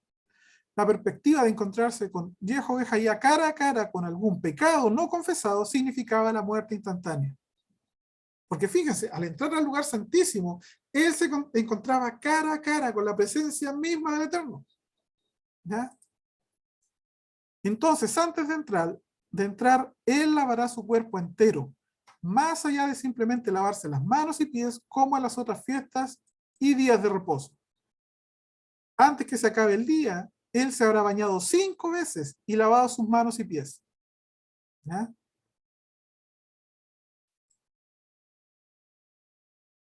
De los sacrificios. Se pegó un poquitito ahí. ¿Ya? ¿Ya? Un becerro joven espera para ser sacrificado en el patio del templo, al sur del lugar santísimo. El sumo sacerdote mira hacia el este, las personas, y el becerro hacia el oeste, el santuario. ¿Ya? El sacerdote coloca las manos sobre el becerro y confiesa sus pecados y los de su familia. Entonces, pronunciando el nombre secreto del Eterno, Yud Hei Vav Hei, vamos a decir 3 veces en voz alta en su oración. ¿Ya? Oye, Jové Hayá. Por eso que les digo hoy día que es tan irrisorio al estar peleando, como todavía veo en las redes sociales que se pelea por cómo se pronuncia el nombre. Porque el sumo sacerdote, cuando entraba una vez al año al lugar santísimo, que era durante la fiesta de Yom Kippur, era solamente durante esta festividad que él pronunciaba el nombre secreto del Eterno.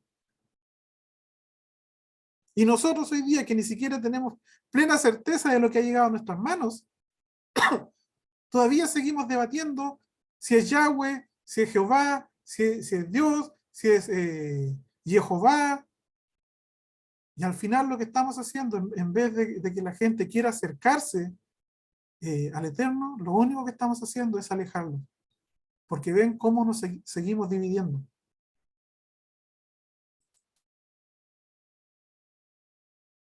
Y cuando él hacía esto, las personas respondían y caían postrados. ¿Ya? Esta es la única vez que el nombre de Yehová se puede decir a voz alta. ¿Ya? En total el nombre se dirá 10 veces. El sumo sacerdote entonces mata al becerro en el lado occidental. Es el único sacrificio realizado allí. ¿Ya? La sangre se mantiene agitándose, ¿ya?, para evitar que se coagule. El sumo sacerdote entonces llena el incensario de oro con carbones encendidos del altar con su mano derecha y echa incienso en un cucharón dorado en la mano izquierda, ¿ya? Y él va camino al lugar santísimo y ahora no puede ser tocado hasta que coloque el incienso entre los querubines en el asiento de misericordia o el propiciatorio. Fíjense, mientras el sumo sacerdote entraba al lugar santísimo, no podía ser tocado. ¿A quién le recuerda ahí? Mientras el sumo sacerdote iba camino al lugar santísimo, no podía ser tocado por nadie.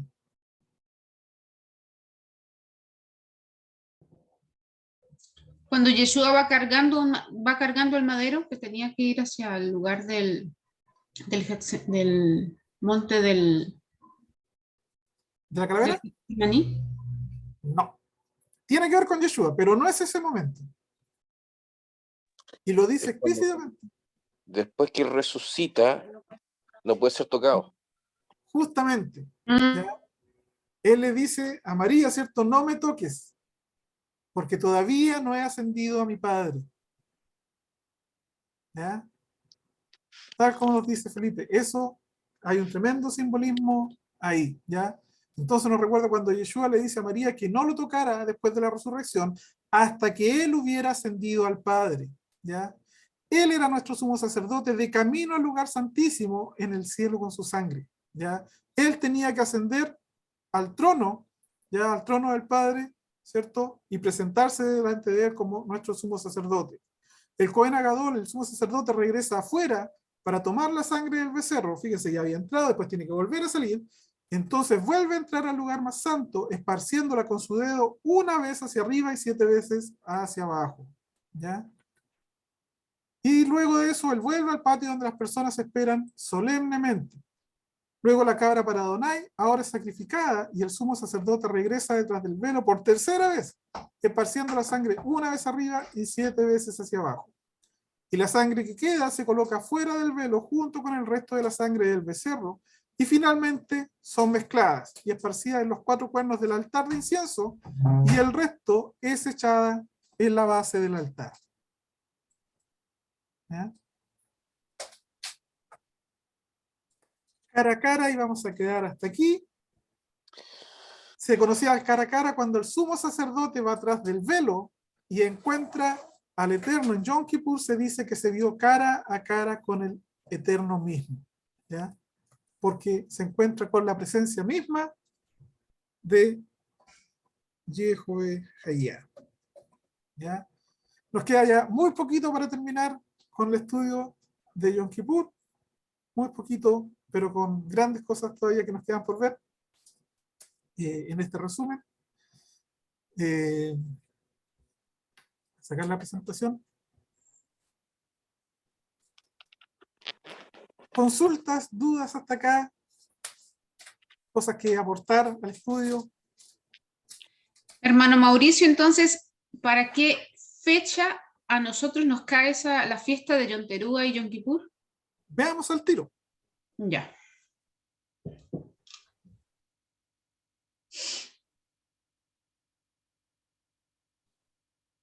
...25 de septiembre... tenemos desde el domingo 25 de septiembre, desde el atardecer del domingo 25 de septiembre hasta el atardecer del martes 27 de septiembre. ¿Ya? Eso es Yom Teruah. Yom Teruah o Yom Teruah. Y la Fiesta fiesta de Yom Kippur son 10 días después. ¿Ya? Entonces Yom Kippur, perdón,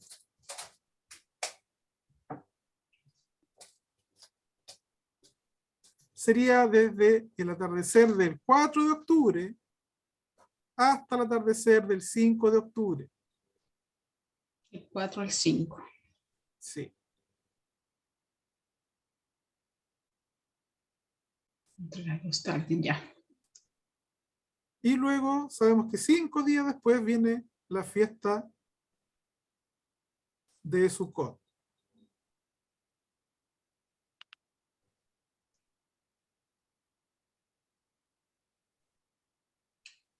Sería entonces el 10 de octubre. Claro, en realidad es del atardecer del 9 de octubre Claro, del 9 hasta el 16 de octubre. del 9 al 10. Sí, del 9 al 16 de octubre. Acuérdense que la fiesta de Sukkot son 7 días. 7 días y un octavo, ¿no? Se agrega un octavo día de gran solemnidad, ¿cierto?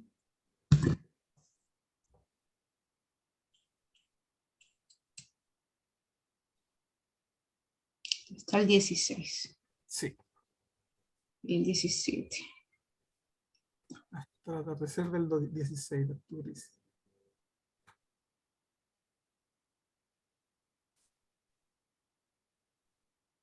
Consultas, dudas, algo más que aportar al estudio. Felipe. Consulta. Si yo quiero celebrar Yom Kippur, ¿cierto? ¿Mm? En mi casa. Sí. Y si es el sacerdote el que enciende la menorá, el sumo, no el sacerdote, sino el de más arriba, ¿qué pasa ahí con nosotros o cómo lo celebraríamos? ¿Solamente sin menorá, con aflicción de alma y Sí, acuérdate que nosotros hoy día tenemos un sumo sacerdote conforme a una orden distinta a la de Aarón, conforme al orden de Melquisedec, ¿ya? Nosotros hoy día, ¿cómo guardamos, tal como dices tú, y lo que leímos en la Escritura, con aflicción de espíritu, ¿ya?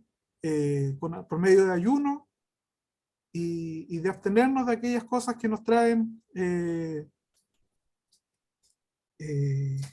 placer a nuestro cuerpo o a nuestra vida, ¿ya? Es un día de ayuno, es un día de aflicción, es un día de pedir perdón, ¿cierto? Tal como lo dice la traducción al castellano. Es un día de afligirnos, de pedir perdón por nuestros pecados, por nuestras faltas, ¿ya? Y vamos a ver que ya es el último día, es como el último. Acuérdense que de Yom Teruah a Yom Kippur se nos dan esos 10 últimos días para arrepentirnos, ¿ya? Entonces para Yom Kippur ya deberíamos estar preparados, así como este sumo sacerdote que se apartaba durante toda esta semana, preparado especialmente para el servicio de Yom Kippur. Y acuérdense que todo esto comienza con el mes de Elul, ¿ya? De Elul hasta la fiesta de Yom Kippur hay 40 días. 40 días de arrepentimiento, 40 días de aflicción, 40 días para estar recordando y trayendo a memoria todas aquellas cosas que podamos haber hecho en contra de nuestro Padre y estar pidiendo perdón, ¿ya? Y en ese día Yom Kippur en especial es un día de afligir nuestra alma y de ayunar y de abstenernos de aquellas cosas que nos traen satisfacción en nuestras vidas, ¿ya? O sea, que no te preocupes, Felipe, si no tienes una menorá, ¿ya? Nosotros hoy día tenemos un sumo sacerdote que es el que está intercediendo por nosotros. Y de hecho de ahí viene sobre todo la controversia con los hermanos adventistas, donde ellos hacen todo, hablan de que en tal año ya Yeshua Jesucristo entró en el cielo, del lugar santo al lugar santísimo, y se está haciendo todo este juicio de investigación sobre cada persona, ¿ya? Eso sabemos que son lamentablemente malas interpretaciones solamente. perfecto? ¿Alguien más quiere añadir algo? ¿Alguien más quiere compartir algo?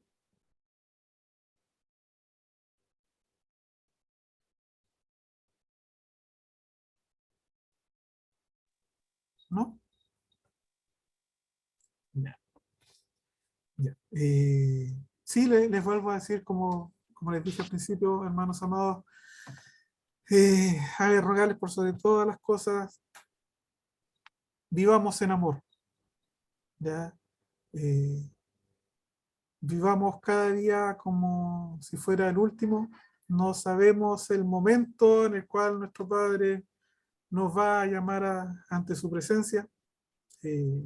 Hoy día están ocurriendo muchas cosas en el mundo, están apareciendo muchas enfermedades, muchas cosas que antes no veíamos, ya están comenzando a suceder. Así que mantengámonos firmes, confiados en la misericordia y el amor de nuestro Padre Eterno. ¿Ya? El Escritura nos dice que no nos preocupemos de qué hemos de comer, de qué hemos de vestir. ¿Ya? Sí debemos ser diligentes en todo, pero también confiados. Confiar en las promesas que son para nosotros. ¿Ya? Y sabemos que si estamos siendo fieles con Él, Él principalmente es fiel, aun cuando nosotros no permanezcamos fieles. ¿Ya? Él siempre permanece fiel hacia nuestras vidas. Vamos a orar entonces, antes de terminar. Vamos a dar gracias a nuestro Padre amado por permitirnos estar reunidos. Tal vez hoy día somos poquitos, pero tal como les decía, y estemos orando también, estamos orando por Isaac y Raquel. Ellos en estos momentos están visitando a los papás de Isaac. Los chicos están con planes de viajar, si nuestro padre no hizo otra cosa, el 1 de agosto se estarían volviendo a Chile. Ya se vienen a Chile nuevamente. Así que confiar que nuestro Padre tiene todo en sus manos. Él está en control de todas las cosas y Él sabe lo que es mejor para sus hijos. Así que por eso que ellos no se pudieron conectar el día de hoy. Yo sé que ahí donde viven los papás de Isaac la conexión no es buena, y él me avisó ayer, me envió un mensaje que estaban allá, y me había avisado que se iban a despedir de los papás. ¿Ya? Iban a estar despidiéndose de los papás en preparativos para el viaje. Así que vamos a orar. Paz. ¿Está por ahí, Paz? Sí, Señor. Paz, ¿podrías despedirnos en oración en estos momentos? Claro que sí. Muchas gracias. Amén. Bueno, le damos gracias a nuestro Padre.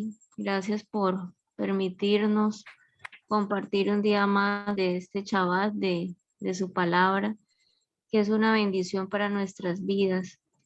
Que cada día es ese aceite, esa luz que nos mantiene. Que sea también vivificada en nuestras vidas, para que sea testimonio de reflejo de su amor y su misericordia también para con los otros, porque no hay nada más valioso que demostrar, ¿cierto? Ese testimonio que podemos demostrar a las personas, que se vea vivo en nuestras vidas, en nuestra familia, que cada día se incremente más esa confianza en Él a pesar de las situaciones, de las circunstancias que vivamos. Pedimos que siempre esté sosteniéndonos. Él es el Padre que siempre nos sostiene. Le damos gracias por ese amor, por esa misericordia que constantemente nos sostiene, aún en medio como decíamos, de la infidelidad, de que a veces no es nuestra prioridad o que no tenemos esa relación constante. Él está ahí siempre fiel. Es el que nunca nos abandona, siempre está ahí. Ponemos en sus manos la vida de nuestros hermanos, de los que en este momento, cada una de sus vidas, para que sea Él guardándolos, protegiéndolos de todo mal y peligro, de nuestras familias, para que Él siempre sea nuestro principio, nuestro fin en todo momento. Y bueno, en cada momento, en cada circunstancia, siempre estemos buscándole y hallándole siempre. Que nunca se seque, se apague esa llama del amor. Constantemente tengamos hambre y sed de justicia, de buscarle y de seguirle. Padre amado, te damos gracias, infinitas gracias, porque siempre estás ahí presente en nuestras vidas. Gracias por tu infinito amor, por tu misericordia, por tu bondad, Señor, por socorrernos en medio de cualquier circunstancia. Ponemos en tus manos esta noche cada una de nuestras vidas, y que sea Él siempre guardándolos en todo momento. Gracias, Padre amado. Amén. Amén. Muchas gracias, Paz. Señor les bendiga, les guarde, Él haga resplandecer su rostro sobre cada uno de ustedes. Tenga usted misericordia y les dé sobre todas las cosas, ponga shalom en sus vidas. Yo sé que tal vez puedan estar pasando momentos difíciles, pero que su paz nunca se aparte de nuestros corazones, ¿ya? Y no nos olvidemos que Él, tal como dijo Paz en su oración, Él permanece fiel, aun cuando nosotros seamos infieles. Shabu a todos, que tengan una hermosa semana, un gran abrazo para cada uno de ustedes. Bendiciones. Gracias, Amén, amén. Shavuot tov para todos. Bendiciones también Todo, para todo, todos. todo, hermana Shalom para Carolina, todos. hermana Carolina, Chao, Paz, Felipe, perdón. hermana Rosa Chao, María. hermano. Bendiciones. Chao, Chao. chao. Chao, que los Para bendiga. ustedes. Gracias. Hermanas, y la vecina.